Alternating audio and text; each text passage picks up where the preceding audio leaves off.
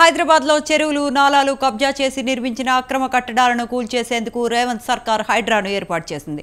తాజాగా హైడ్రా చట్టబద్ధత విషయంలో కీలక పరిణామం చోటు చేసుకుంది. హైడ్రా చట్టబద్ధతకు గవర్నర్ గ్రీన్ సిగ్నల్ ఇవ్వడంతో హైడ్రా మరింత పవర్ఫుల్గా మారనుంది.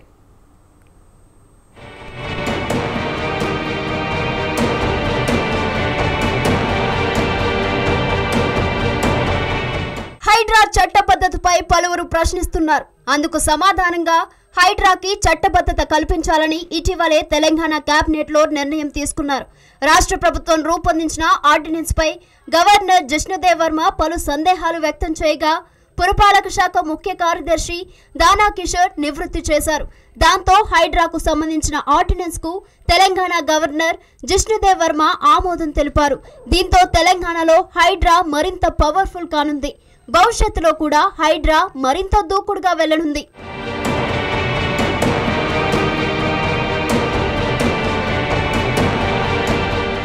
హైదరాబాద్ విపత్తు స్పందన ఆస్తుల పర్యవేక్షణ పరిరక్షణ ఏజెన్సీకి విస్తృత అధికారాలు కల్పిస్తూ రాష్ట్ర సర్కార్ తీసుకొచ్చిన ఆర్డినెన్స్ కు గవర్నర్ ఆమోదం తెలిపారు. ఈ మేరకు అక్టోబర్ 5న Raj Bhavan gazette notification release చేసింది. జీహెచ్ఎంసీ చట్టంలో సవరణకు గవర్నర్ ఆమోదం తెలుపగా జీహెచ్ఎంసీ చట్టంలో కొత్తగా 374B సెక్షన్ చేరుస్తూ ఆర్డినెన్స్ జారీ చేశారు. దీంతో రేవంత్ ప్రభుత్వం గెజెట్ రిలీజ్ చేసింది. దీంతో హైడ్రా చేపట్టబోయే అన్ని కార్యకలాపాలకు చట్టబద్ధత లభించింది. హైదరాబాద్ వరకు పరిమితమైన హైడ్రాను ఇప్పుడు హెచ్ఎండిఏ వరకు విస్తరించేందుకు రేవంత్ సర్కార్ నిర్ణయం తీసుకున్నట్లు తెలుస్తోంది. మొత్తం 3 జోన్లుగా విభజించి వాటి బాధ్యతలను ఎస్పీ స్థాయి అధికారులకు అప్పగించాలని ప్రభుత్వం నిర్ణయం తీసుకున్నట్లు సమాచారం.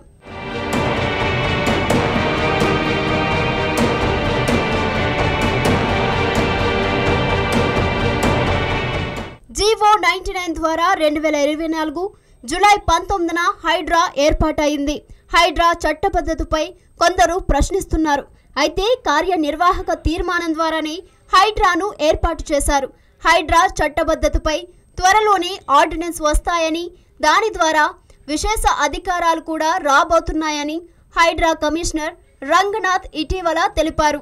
వీలైనంత త్వరగా కూడా అసెంబ్లీలో కూడా హైడ్రా బిల్లు రాబోతుందని మున్సిపాలిటీలు నీటిపారుదల రెవెన్యూ శాఖలకు సహకారం అందిస్తామన్నారు. గ్రే హౌండ్స్ టాస్క్ ఫోర్స్ తరహాలోనే హైడ్రా పనిచేస్తుందని రంగనాథ్ అన్నారు.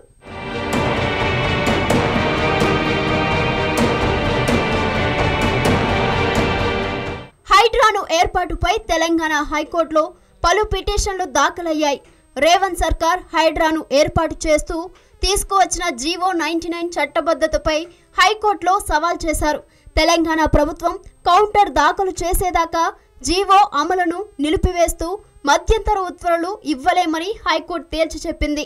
హైడ్రాకు చట్టబద్ధత వెనుక కేంద్రం ఉందని బీజేపీ పెద్దల సూచనతోనే గవర్నర్ హైడ్రాకు చట్టబద్ధత కల్పించారని మాజీ మంత్రి కేటీఆర్ అన్నారు.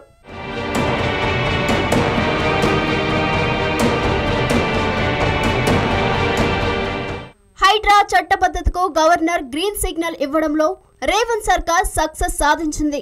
రాబోయే రోజుల్లో నిర్మాణాలపై చర్యలు తీసుకోవడంలో జాప్యానికి తావు లేకుండా హైడ్రా కొత్త అధికారాలతో స్వయంగా చర్యలను సకాలంలో తీసుకోగలుగుతుంది.